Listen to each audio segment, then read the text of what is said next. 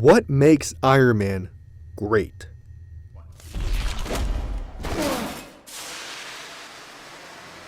Well, back when I was 4 years old, when the movie came out, it was, whoa, wow, no freaking way. Oh my god, this is so freaking awesome!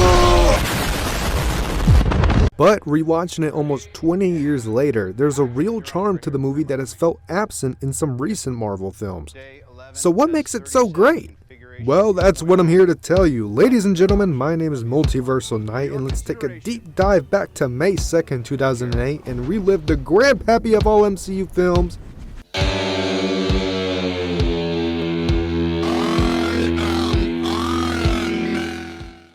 What was possibly the biggest risk from a movie studio was to begin a universe with a B-list hero such as Iron Man. Which is crazy to say now because I feel Iron Man has reached the status of these big three, who I don't even have to say their name because everyone knows them just by seeing their logos. So, what worked? 3 words. Robert Downey Jr. There's Heath Ledger as the Joker, Hugh Jackman as the Wolverine, J.K. Simmons as J. Jonah Jameson, and you cannot look at Tony Stark or Iron Man in any media and see a resemblance or hint to Robert Downey Jr. You look at the names that were considered before RDJ, like Tom Cruise, Rob Lowe, frickin' Nicolas Cage, who I love, please don't hate me, I just can't see him as Iron Man, please don't leave any hate comments. And none of those options sound like they would have left the same level of impact that RDJ did for Iron Man. We get introduced to Tony, who is the guy in the US. He is the protector, he's the weapons dealer, he's the egotistical, cocky inventor. Genius, billionaire, playboy, philanthropist. Who nearly dies.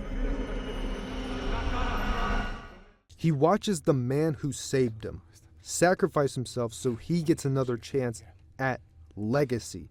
That's what this movie is about. Legacy. And that's why I think RDJ is what makes Iron Man a great film. And I think legacy is a theme that resonates with Robert Downey Jr. For those who don't know, RDJ was a PR nightmare in the 90s due to a drug addiction.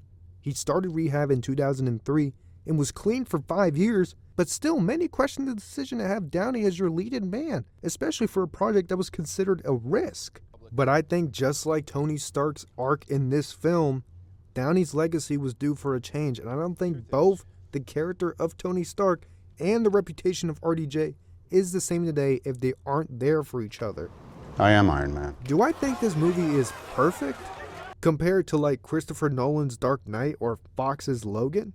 No, it has its clear problems. And some of the things I don't like are like the 10 Rings are completely underutilized in this film and aren't much of a threat to Tony once he escapes. Raza doesn't do anything. Jeff Bridges, aka The Big Lebowski, aka Obadiah Stane, is honestly wasted for such a talented actor. And apologies to the Terrence Howard Rhodey fans, but I don't see it at all. Although he does give us this amazing scene. Next time, baby.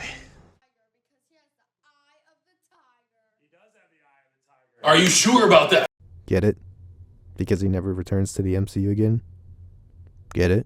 Regardless of the problems I see in the film, I can excuse them all because Tony is just a fun protagonist. His interactions with like Gwyneth Paltrow's Pepper Potts or Sean Tobe's Ho Jensen are phenomenal and scene stealers in the movie, in my opinion. You feel connected to these characters. You feel the emotion through these characters. And it all stems from RDJ's performance.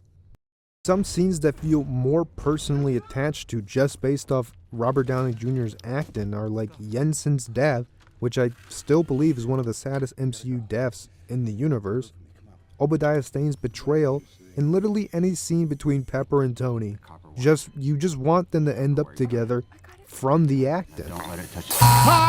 All of this is just as cool as his scenes in the Iron Man suit, which, by the way, this still holds up.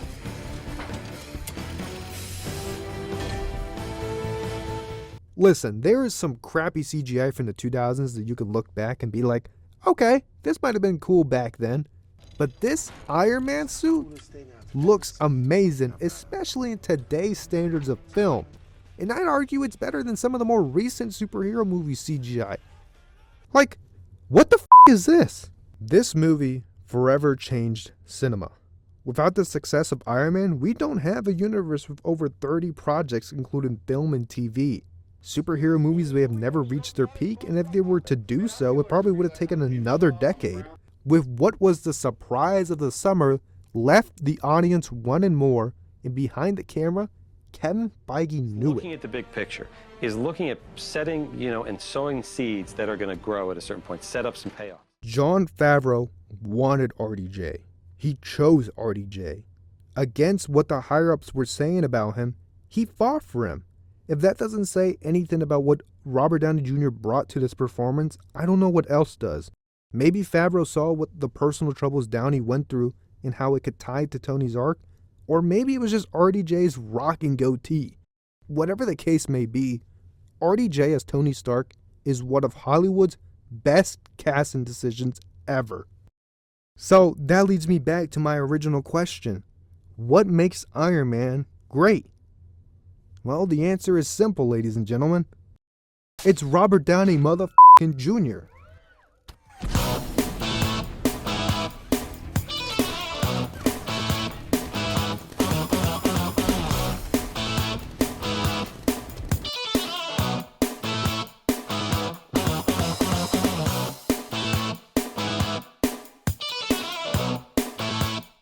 Thank you all so much for watching. Make sure to like, subscribe, turn on the notification bell, and maybe send this video to her grandma.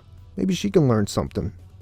Next week, we'll take a look at the next film in the MCU with a bit of controversy, The Incredible Hulk. Until then, stay safe, and I will see all of you next week. Multiversal Knight, out.